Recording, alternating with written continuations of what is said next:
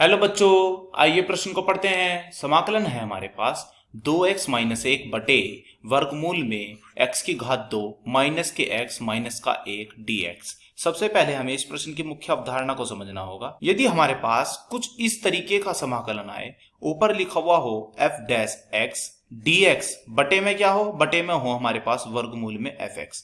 हम यहाँ इस प्रकार के समाकलन में करते क्या है, हम यहाँ यह करते हैं कि fx को यदि हम यहाँ पे t मान लें और x का t के सापेक्ष अवकलन कर दे तो यह आएगा f डैश x dx बराबर dt। फिर हम f डैश x dx के स्थान पर रख देंगे dt व fx के स्थान पर रख देंगे t। फिर हमें यह समाकलन किस प्रकार मिलेगा हम देखते हैं। फिर हमें यह समाकलन कुछ इस प्रकार मिलेगा कि समाकलन है, इसके स्थान पर आ गया हमारा dt, बटे में क्या रहेगा, वर्गमूल में हमारा रहेगा t। अब हम यह समाकलन आसानी से हल कर सकते हैं। क्यों? क्योंकि हम जानते हैं कि x की घात n का यदि हमसे समाकलन पूछा जाए तो यह क्या आता है, इसका सूत्र होता है x की घात n जमा 1, जो कुल घात आई है वह घात नीचे लिख दो और जमा में क्या है c।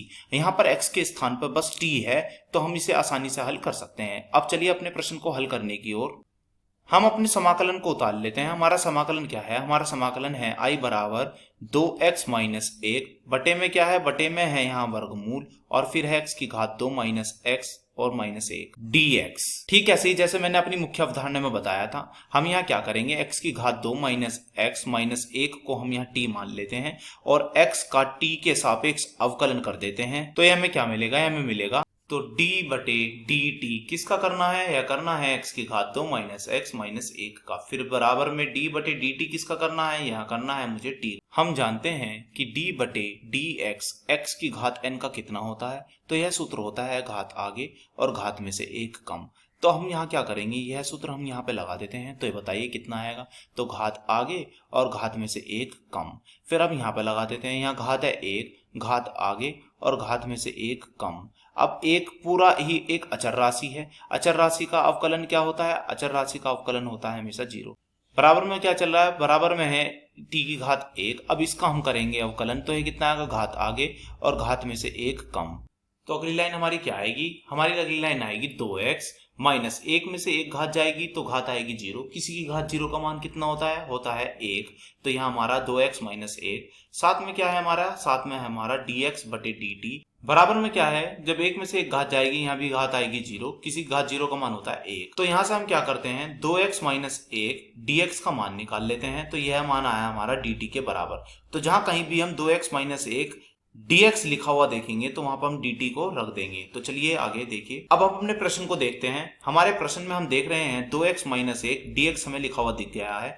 तो हम इन दोनों के स्थान पर क्या रख देंगे, हम इन दोनों के स्थान पर रख देंगे dt, जैसे कि मैंने अपनी मुख्य अवधारणा में भी यह बताया था। और यह हमने क्या माना था, यह हमने माना था t। तो अब हमारा जो प्रश्न है तो वह कुछ इस प्रकार दिखाई देगा, बराबर फिर है हमारा समाकलन, फिर है dt, बटे में कितना आ जाएगा, बटे में आएगा हमारा वर्गमूल t। अब हम इस t की घात को ऊपर ले आते हैं, तो t की घात जब ऊपर आएगी तो आएगी माइनस में 1 बटे 2 dt।